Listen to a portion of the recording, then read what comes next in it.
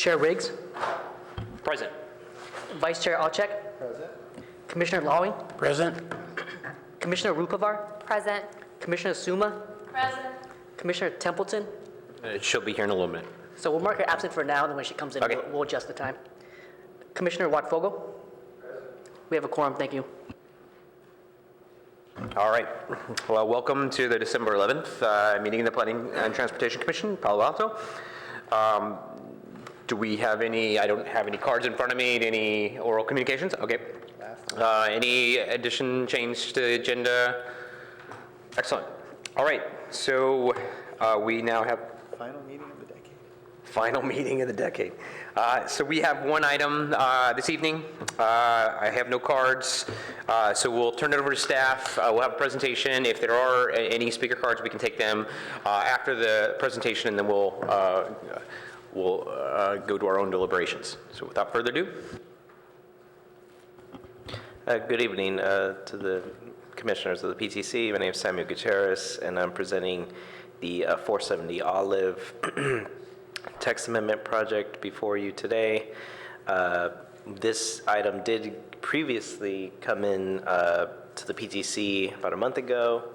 Here you can see that the applicant originally requested a 5-year extension of their amortization clause that's found in Title 18 of the Municipal Code for an office use to legally occupy the property at 470 Olive, which is zoned R1 with the comp plan designation of single family residential.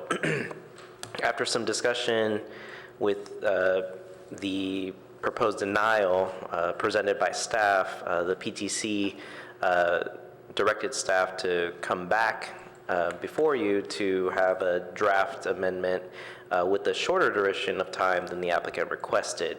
And that is what we're here before you now. Just to refresh your memories, this happened on October 30th, 2019, when it was last before you. So let's just briefly go through the project again.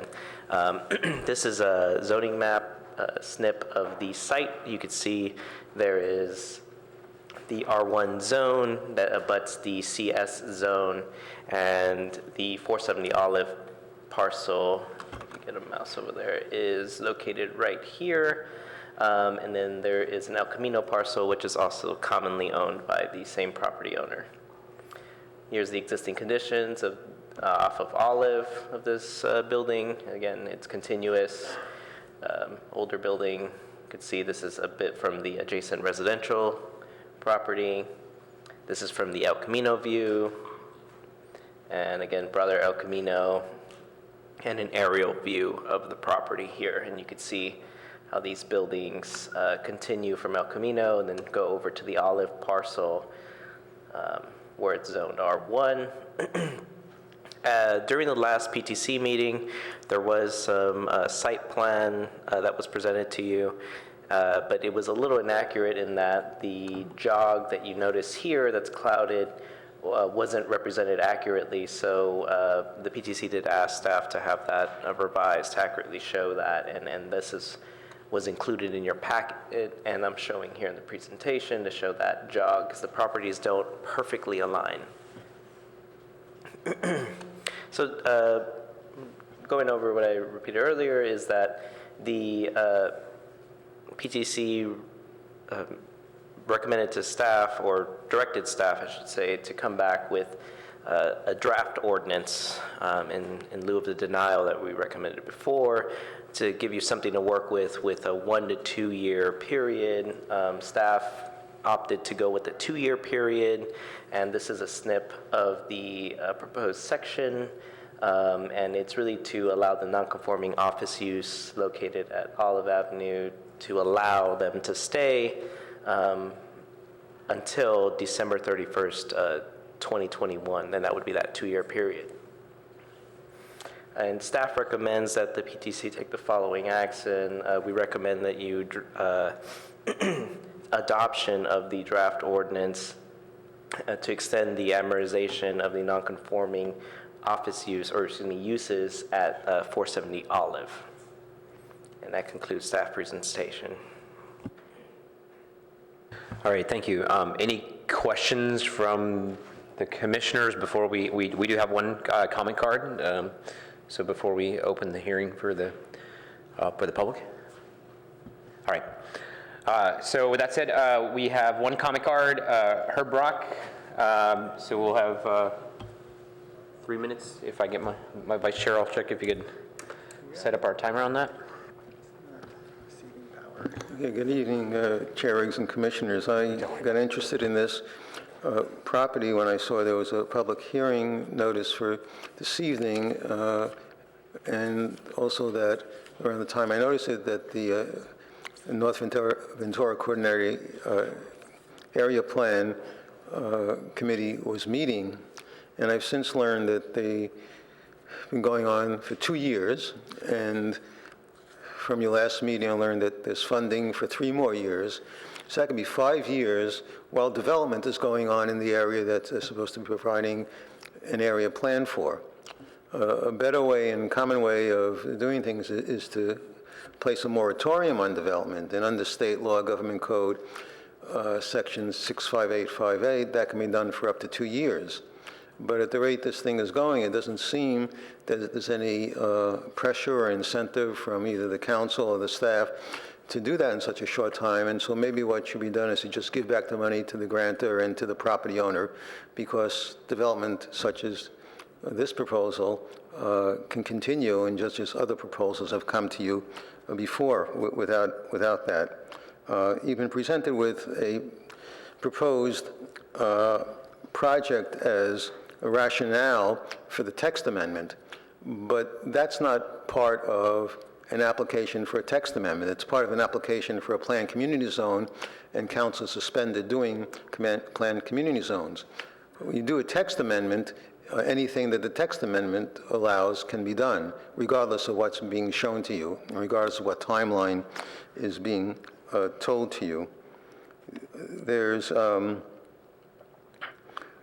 as I understand it from the public record, staff knew that at the time it happened that the council made a decision to extend an amortization subject to certain conditions that the applicant at that time refused to accept. And so staff didn't need someone from the public to complain. It was staff's responsibility to enforce the law.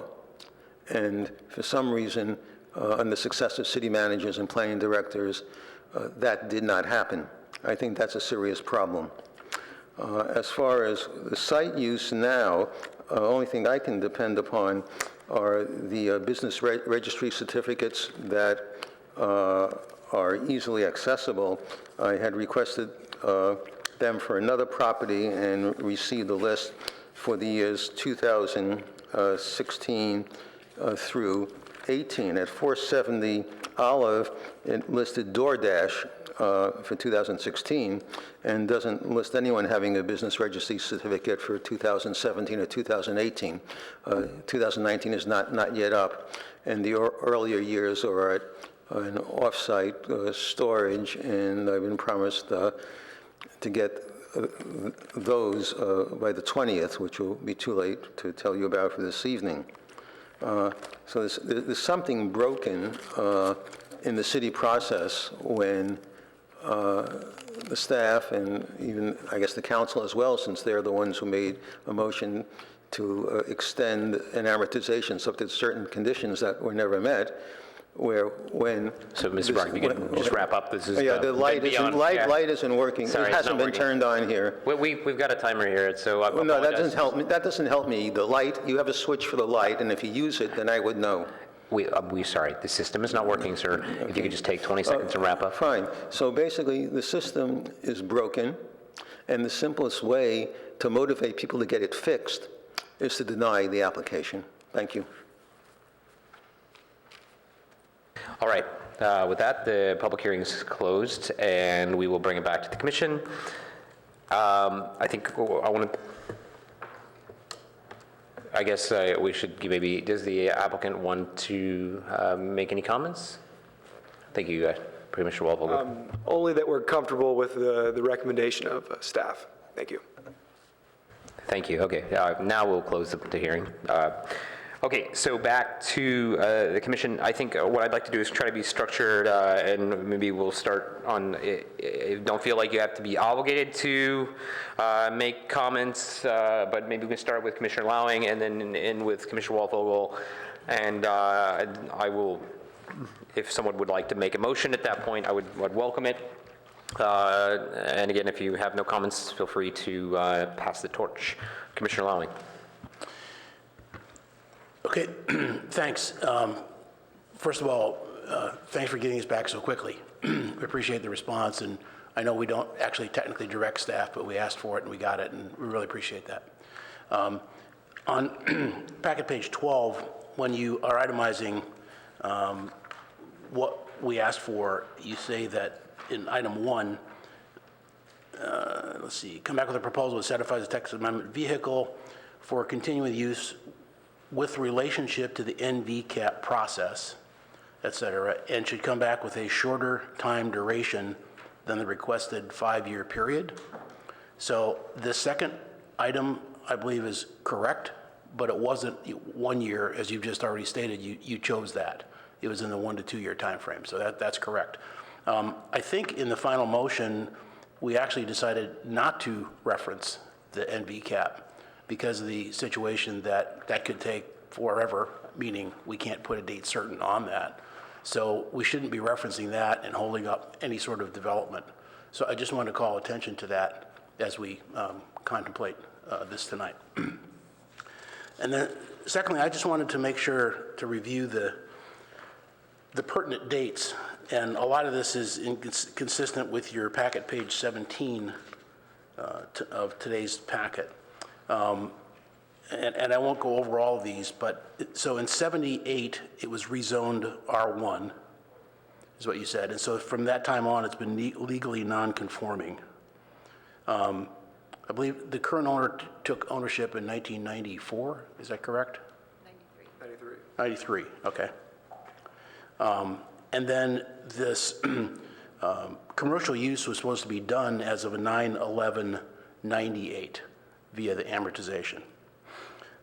Then in 14, the developer, the owner, started office use and did not have an occupancy permit. Is that correct? So that means that, however you look at this, at the office use has already been in violation for 5 years. So then the council looked at this on 10/12/17,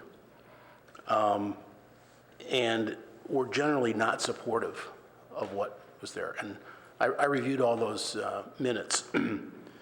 And one answer to the question by Director Late, now Director Late, was that anything after 1998 was not an authorized use. So obviously, this means it's been going on since 1998. So my second question in regard to that is that why did staff not order the end of the office in 10/12/17 after that council meeting? Was there some reason to delay at that point? My understanding is that the city council encouraged the applicant to submit for this text amendment, which they did do, and has been under review, unfortunately, for a period of time with our department, in part because it is such a unique and perhaps atypical situation, and is now coming before you. So while it did come back quickly from October 30th to now, it has been unfortunately with us for some time, and we did want to try to advance it in part because of the length of time that has passed. Okay, great, excellent. That's a very thorough answer that addresses my question. However, that said, in that year and a half, or since 14, there's been 5 years where nothing else has been presented as a potential project, until we heard at the last meeting that there's an idea for a potential multi-use. Okay. All right, so you have that. That's accurate. Okay. So the original request then would mean that from 14 to 25, this is the request that we turned down last time, there would be office use there, which is 11 years.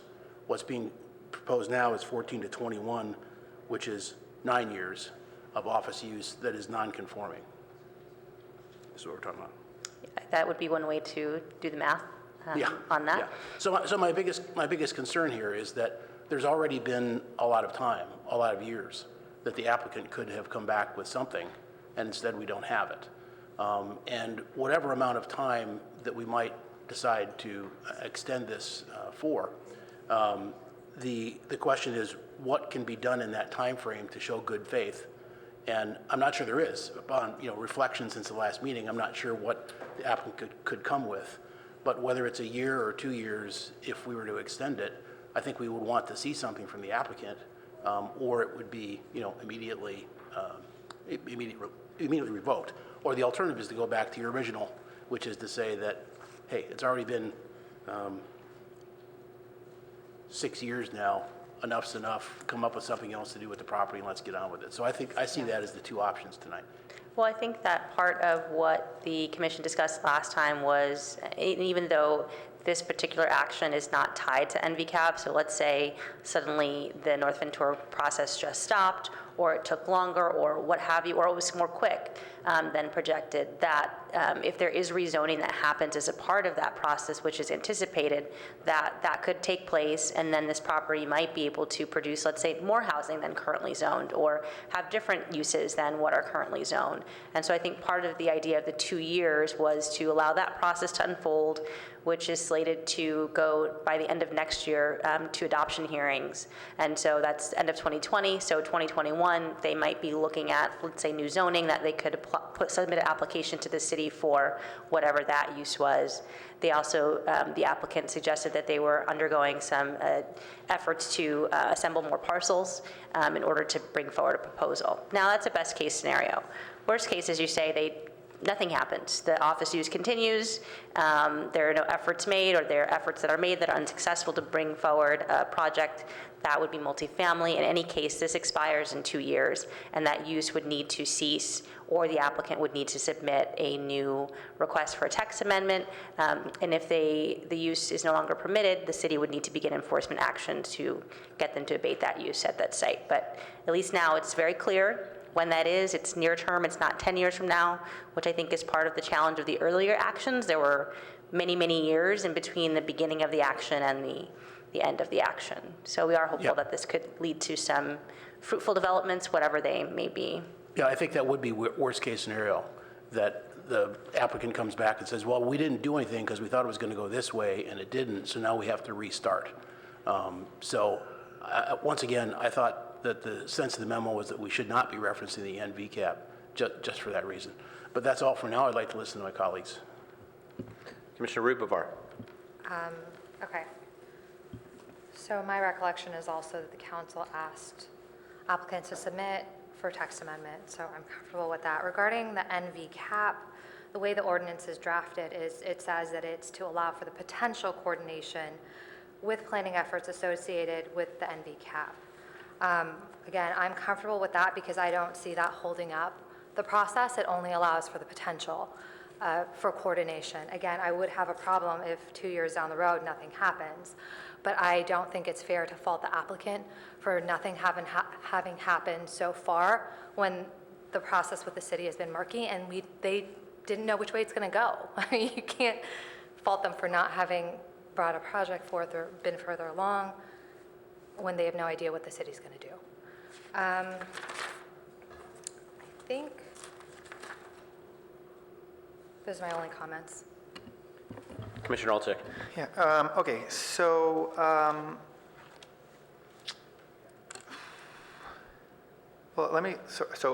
my recollection was that we grappled with this situation, which is quite unique, with these adjoined properties on 2 parcels with separate zoning designations. My sense was that we grappled with this situation because it was very difficult to reconcile why the city in the 90s was willing to accept the use subject to some very insignificant condition, to sort of accept a non-residential use, I should say, subject to some conditions. And for whatever reason, the prior owner decided not to satisfy those somewhat negligible conditions. And so the retail use on a residential parcel, which we were, as a city, comfortable with 2 decades ago, resulted in some transition into a more of an office use, and then it's existed for what may be over 2 decades. And so like the uniqueness, so I think that was a big part of why we struggled with this, because we couldn't reconcile our previous, or the city's previous interest in, I guess, flexibility with that parcel with the suggestion that today housing is the only option. I think that the staff's recommendation limiting the time to 2 years instead of the 5 we originally contemplated is a good decision.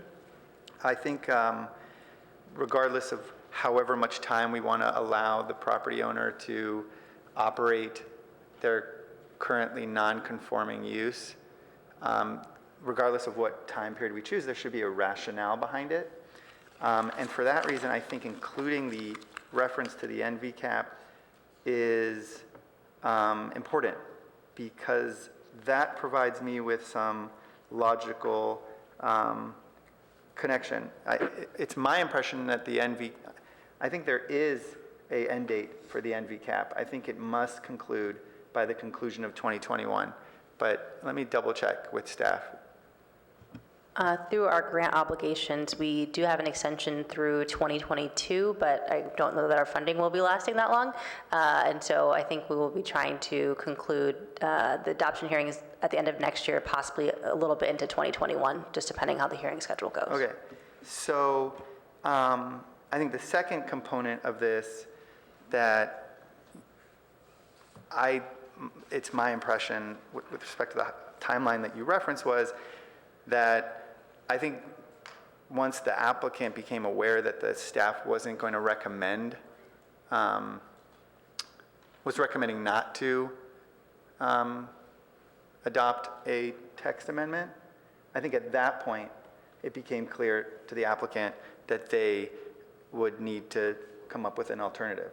If 5 years ago the applicant was under the impression that at some point in the near future there would be a text amendment allowing them to operate, that would suggest that they would have no reason to consider a redevelopment.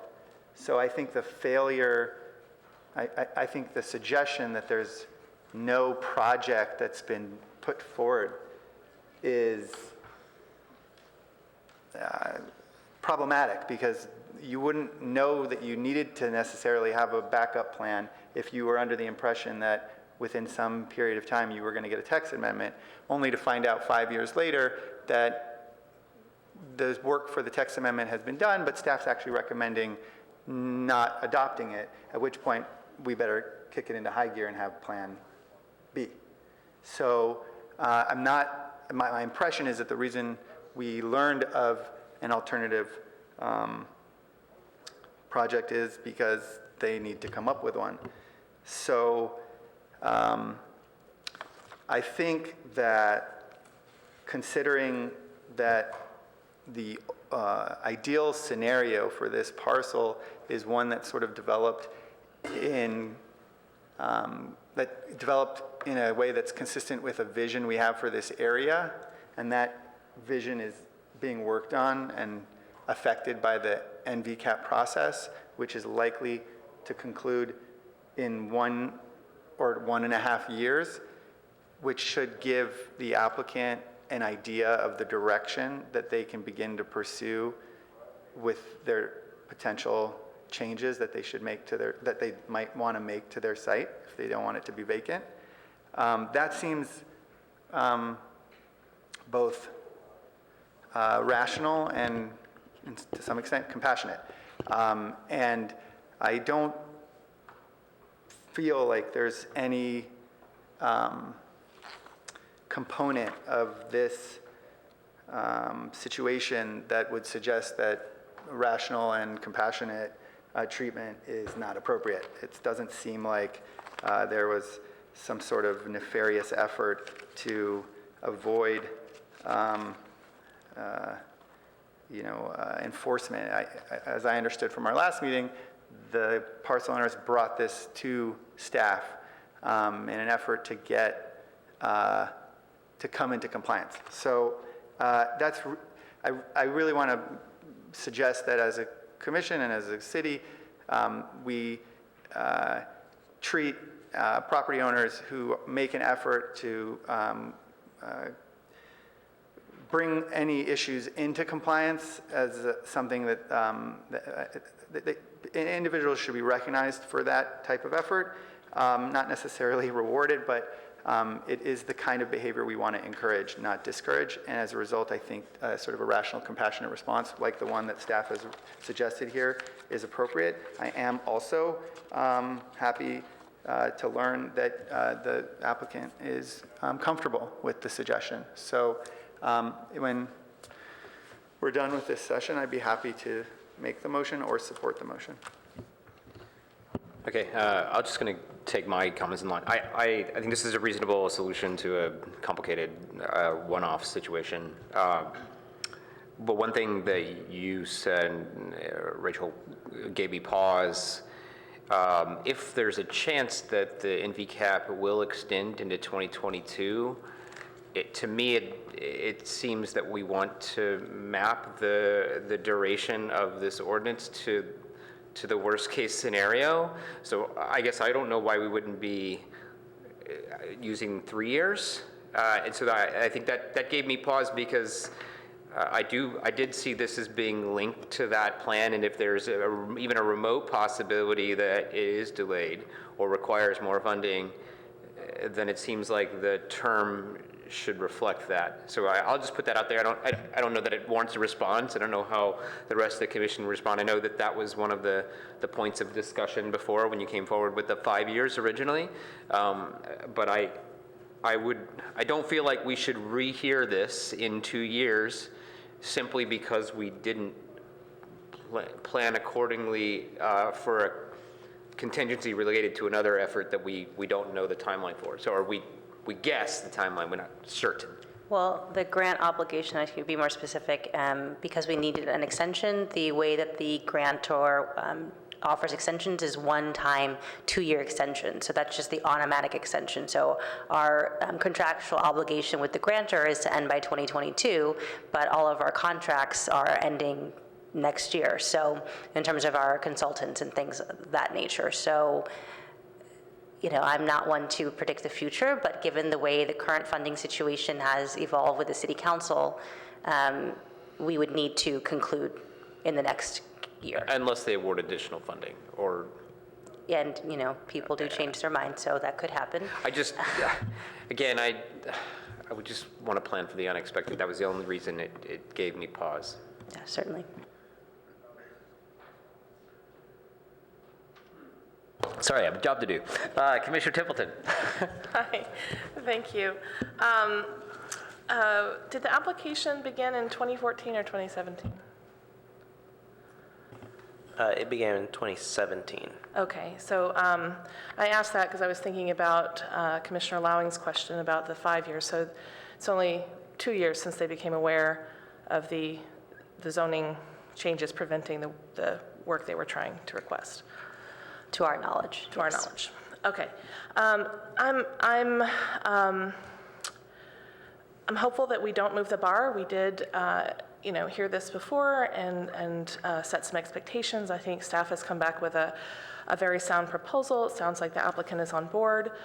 Regarding the time frame, I agree with Chair Riggs about the wanting to make sure we are able to maximize the use of that space based on the outcome of the NV cap zoning that may allow for more housing. But I also think that having a 2-year timeline on this may provide some motivation for the NV cap group to consider that area as soon as possible. So in the end, I think I'm okay with a 2-year.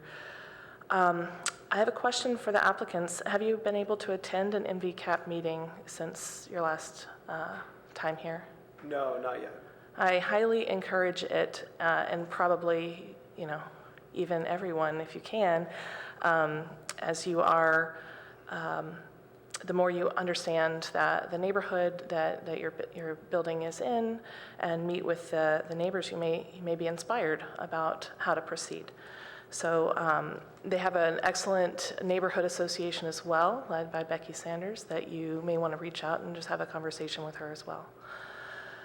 And the last thing is, what happens if no housing plan is in place by December 2021? Do we need to describe that in our plan?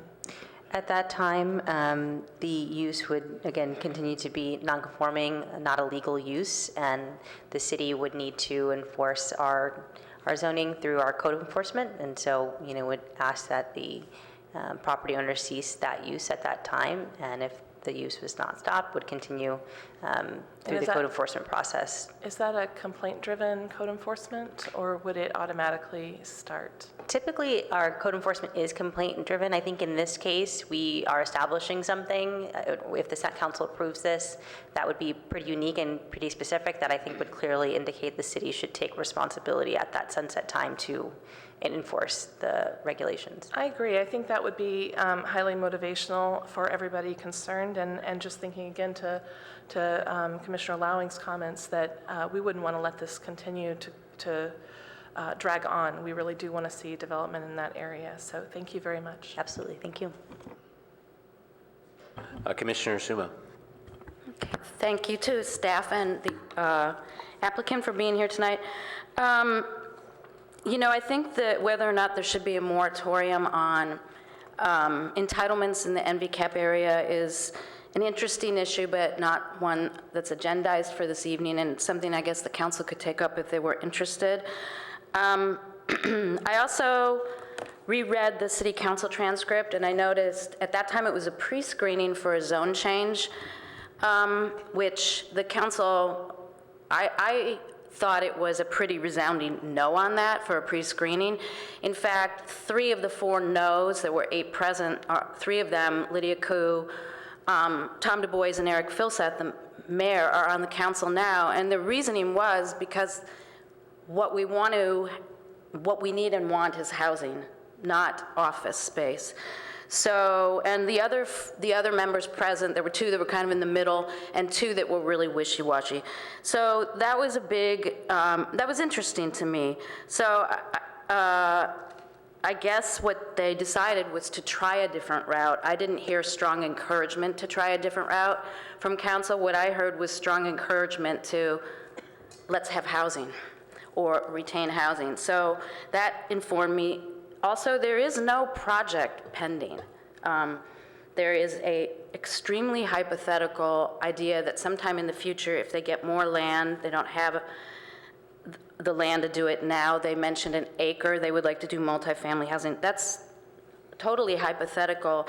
And while I am also a passionate planning commissioner, they acquired the property in 1993, and look, I bought property. You sign page after page after page to know what you're buying, so I think it behooves them to have known what the property was zoned as, et cetera. And I do not think it's part of the city's job or this body's job to preserve private investment expectations of the highest level. I think it's our job to maintain zoning. So it's not that I'm unsympathetic, it's just that they have, at least till 2014 when they applied for a UNO permit, they have been out of compliance. That's the best case scenario. The whole property's been out of compliance for 30 years. They've owned it since '93. I won't go so far as to presume what they knew or didn't know before 2014. Since that time, we have a penalty schedule in our municipal code, which staff can correct me if I'm wrong. Last time I looked, for zoning noncompliance, the penalty is $500 a day the first day. Second day, it goes up to $750. It's $1,000 after that. So, in honesty, I consider this to be a case where they not only received a higher rental possible from an office that is not compliant, but they also weren't required to pay any penalty fees. And I struggle to understand how that's fair to other applicants, other property owners in the same situation. And I also struggle with the message we'll be sending, that we are not trying, in fact, to prioritize housing. And is this a precedent where every, or many residentially zoned property owners that are adjacent to especially abutting commercial zones will want the same privilege we're extending here? And that neither seems fair, smart, or wise. I feel like I don't want to penalize the applicant, but I don't want to reward them for a situation where they benefited greatly financially to the debt, in comparison to those who have followed our zoning code. So I wasn't in favor of this before.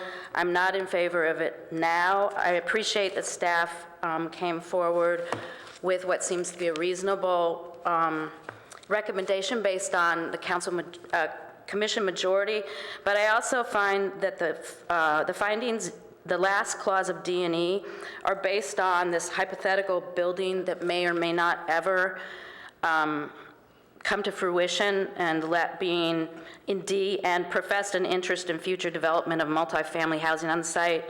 And then in E, while exploring the possibility of developing multifamily housing, I could not, even if I was wholly in favor of this, given the unfairness, I think, and the advantage to one parcel owner over many others, I could not make those findings. I mean, maybe if we wanted to somehow bind them to creating multifamily housing, I don't know, through some sort of financial bond or something, but we don't typically do things like that in this city. So not only am I not in favor of this for the reasons I stated before, I like everybody to make as much money as they can off of investment property, but I don't, once again, think it's our job to somehow make that happen for parcel owners. And I really, even if I was wholeheartedly in favor of giving them the special advantage, I would not be able to make the findings in D&E based on what I said. Thank you. Commissioner Walfogel. Thank you. Thanks again for bringing this back so quickly. I wasn't expecting it in, 30 days, 40 days? I'm inclined to support staff's recommendation tonight. I hope that it's abundantly clear that we're dealing with a special case and not setting a precedent for future land use. I also emphasize that I don't love the history on this site. I don't think any of us do. I want to deal fairly with the current situation, even though the current office use, I think we heard at the last meeting, was a result of trying to avoid falling under the retail preservation. So, I mean, we should be clear that there are many dimensions to this. As far as NVCAP, I think it's great to coordinate with NVCAP. I think NVCAP is, right now that work is directional. It's hard to know exactly where it will go and whether it will produce a result. I'm not sure that all the stakeholders are, fully committed, but time will tell. And I think the truth be told, I think this project may be the horse that drives the NVCAP cart. I mean, I think I would urge the property owners to actually put together a proposal that you think makes sense as you're able to do what you're doing, accumulate parcels or whatever you're doing, and work with staff.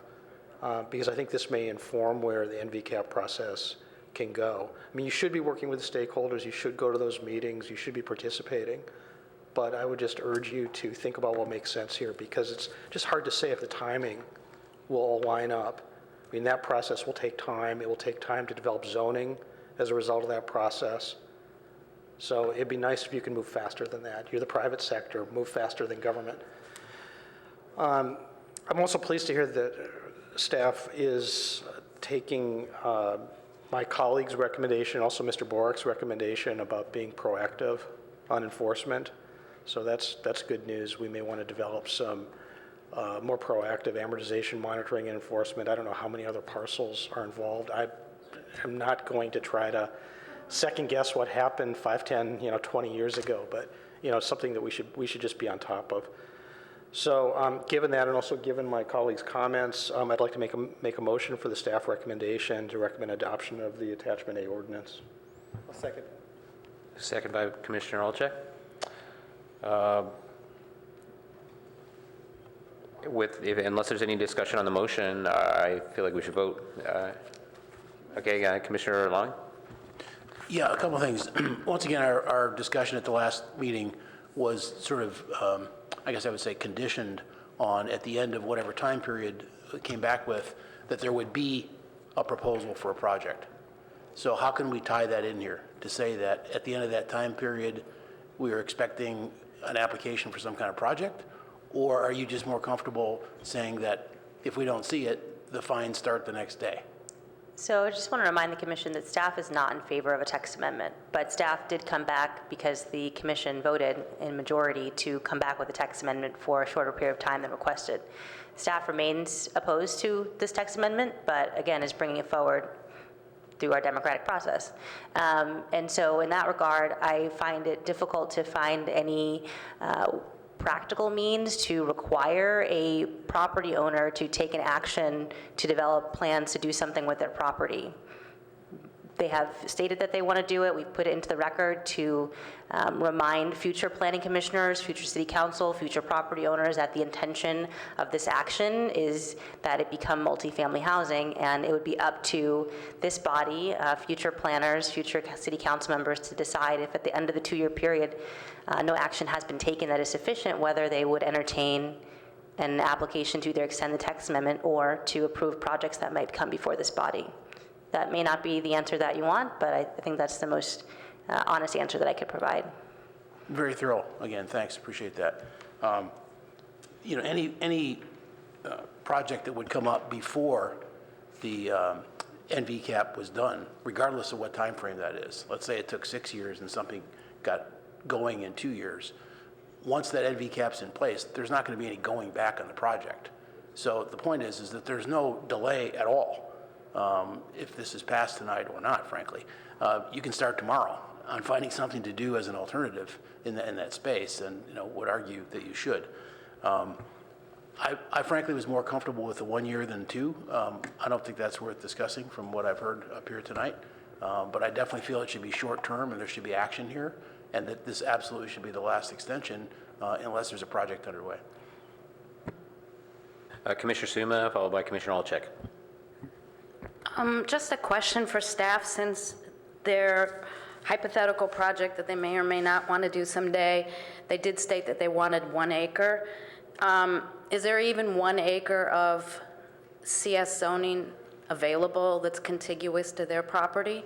And I would remind everybody that CS, you can already have mixed use, which would include multifamily. I would just caution us to not talk about a project that doesn't exist. But we're I think it's very speculative.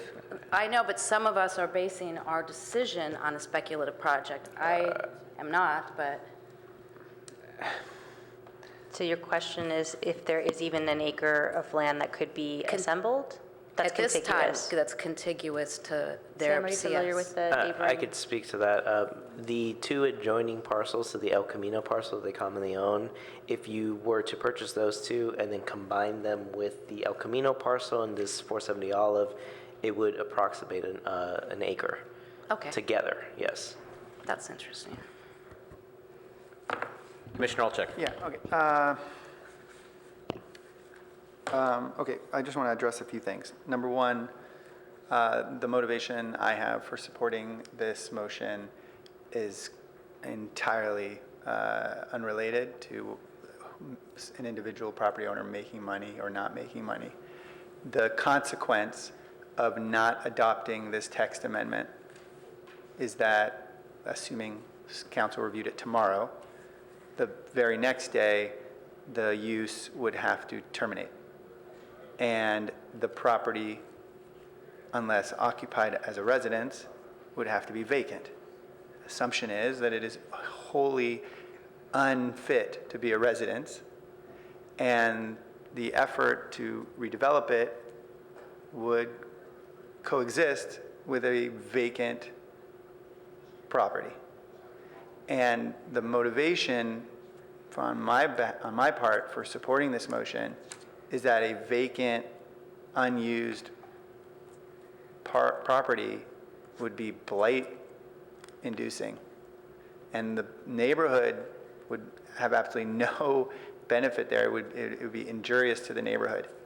So the flexibility that I think we should be considering here is in an effort to give them an opportunity to get ahead of this so that the transition between the uses does not also create what I would consider harmful neighborhood presence of a vacant lot. I think a second thing I want to mention here is the answer to your question is this has no relationship to a project. The city has absolutely, I mean, there's a fundamental flaw, I think, in your understanding of how this works, because the city has absolutely no power to require this property owner to develop anything. They only have the power to determine that their use is not permissible and must end. And if they make that determination, the use has to end, or they get fined, and presumably at some point they stop the use because the fines become overwhelming, and then the property can essentially exist in perpetuity as a building. What we're trying to do is not force the property owner to build, because we don't have that right or that power. Regardless of how we draft this text amendment, our attorney can tell us that. There's no bond that we can create. It's completely outside of the bounds of the city's, authority. What we can do is say, we appreciate that vacant properties are unappealing in our communities, especially our residential areas.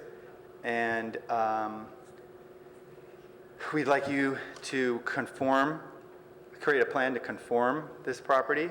And we're going to give you a period of time to do that, so that while we wait for you to hire architects, engineers, apply for planning approval and building permits, we don't also have the equal problem of a lot that is literally fenced up.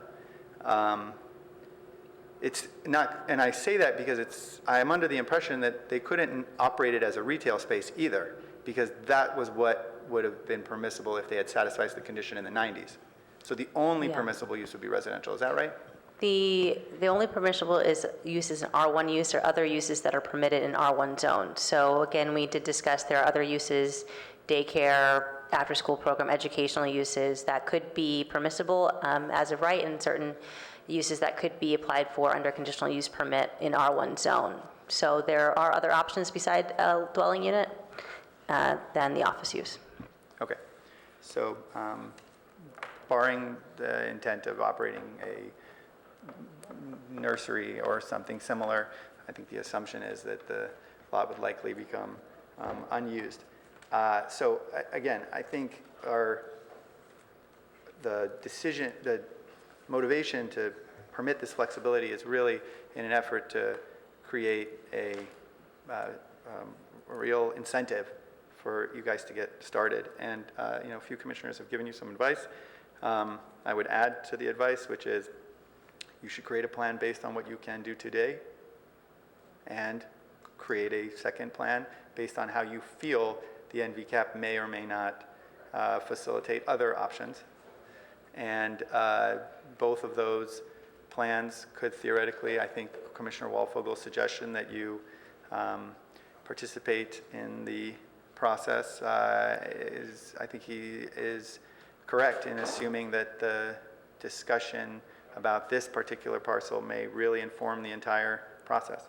I don't imagine that you will have a submitted and approved plan in 2 years' time. That's hasn't happened in the 9 years I've been here. But hopefully the property won't be vacant for too long or underutilized for too long.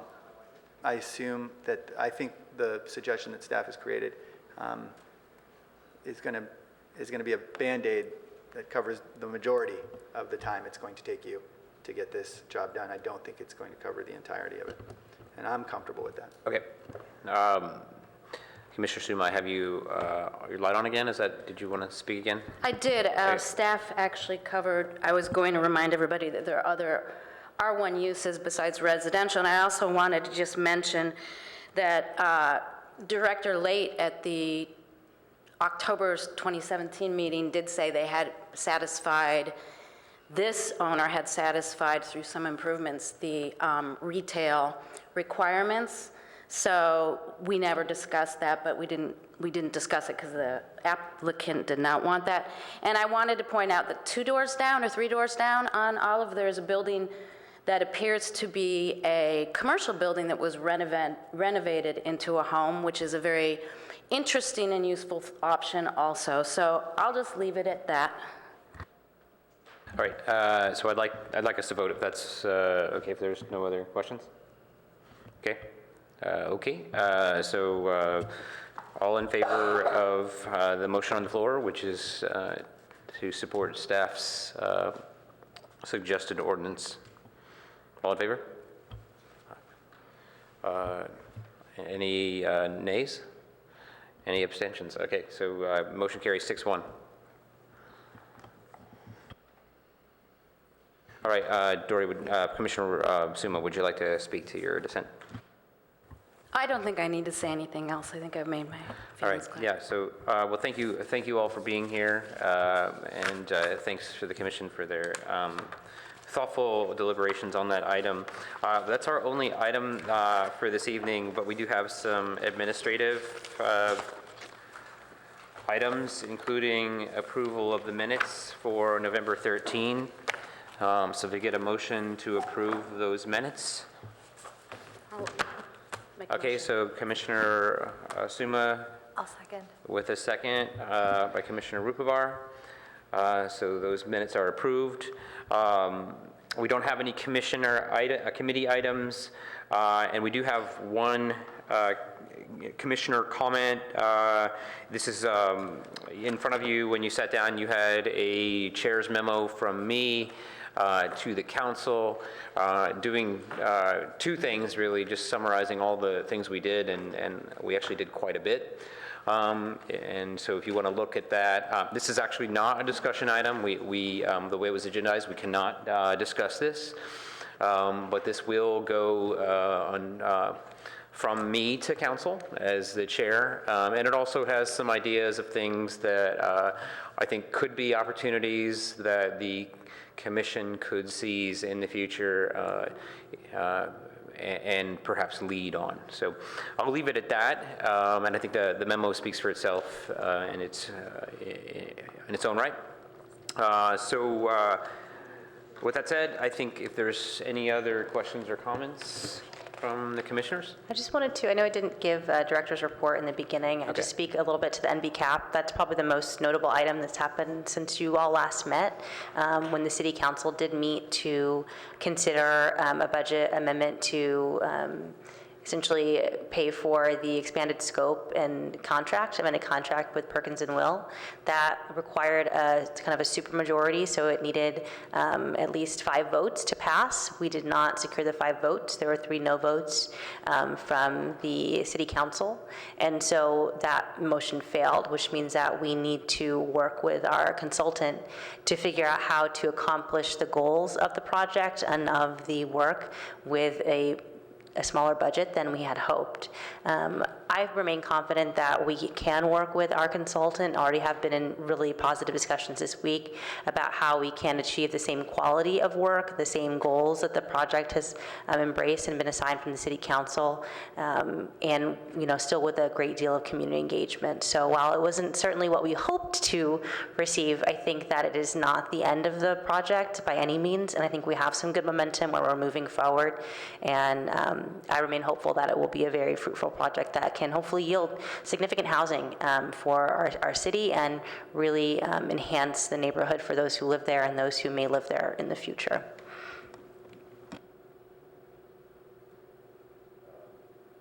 Okay, Commissioner Suma.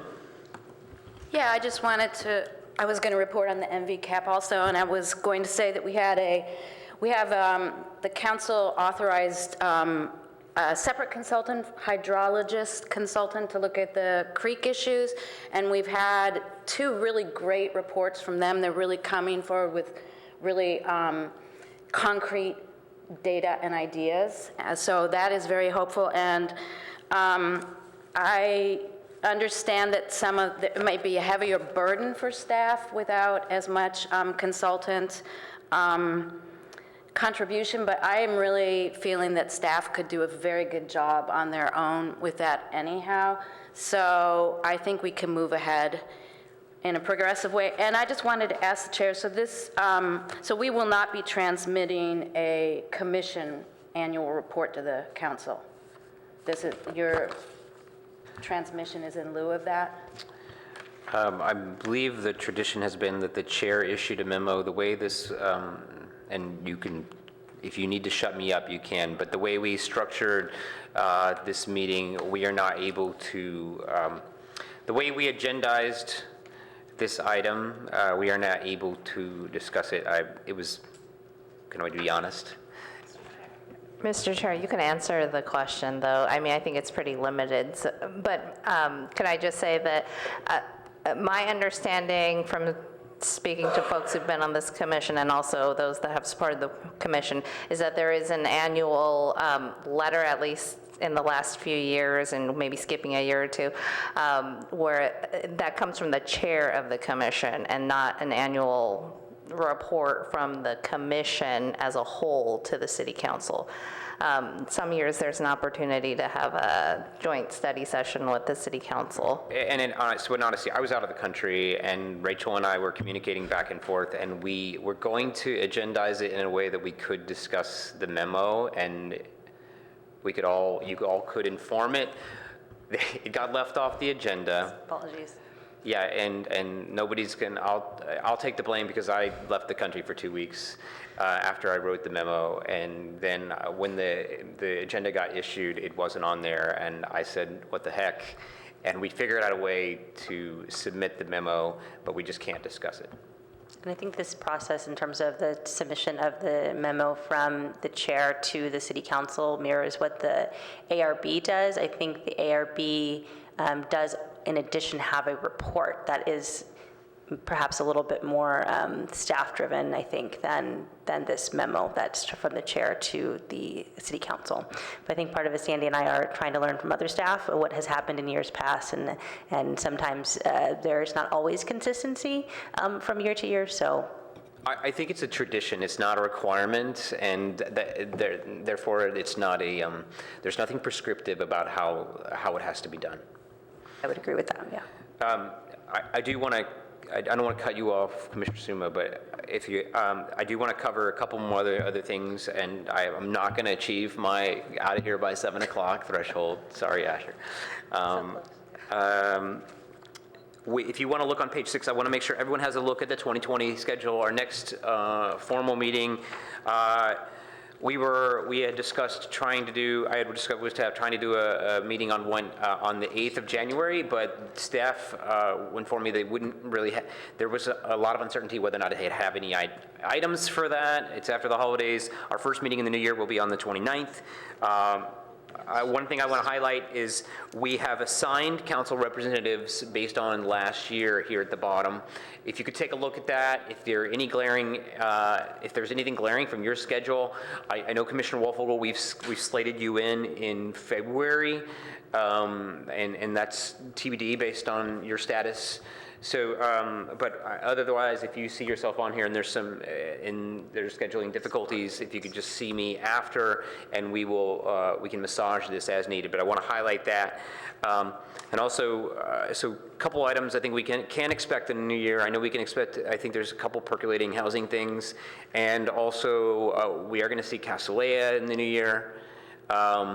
And at least based on my conversations at the last meeting with Planning Director Light, we are going to get back the Cubberley project at some point, I think, hopefully.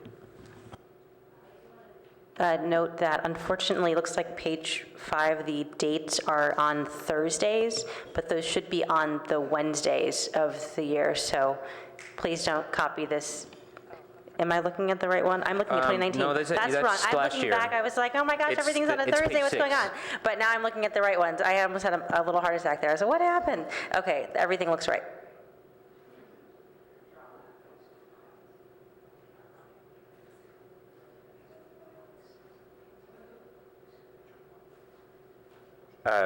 So Commissioner Temple just said, we will be electing new leadership in the 29th of the meeting. We're going to determine when in the meeting we'll do that.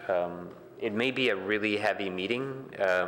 We at least, I've been told it could have 6 or 7 items that meeting, so I don't know. Did you tell me that, or am I making that up? I think it would be 6, it might feel like 6 or 7 items, but certainly the wireless item. Don't listen to Dr. Riggs. We He's a might fool. we have at least 2 items and possibly a 3rd item, so. Yeah. Clearly 6 or 7. Oh, that was a big fish. All right, any other questions or comments? I don't think we need to go over it now, but if staff wouldn't mind, can you circulate the written guidelines or the process for election to everybody on the commission, sooner than later, so that it's not like the Thursday before the meeting, just so we have a little bit more time to understand the process before we walk into that meeting. Yes, we can do that. Yeah. All right, I see no lights. I see no hands.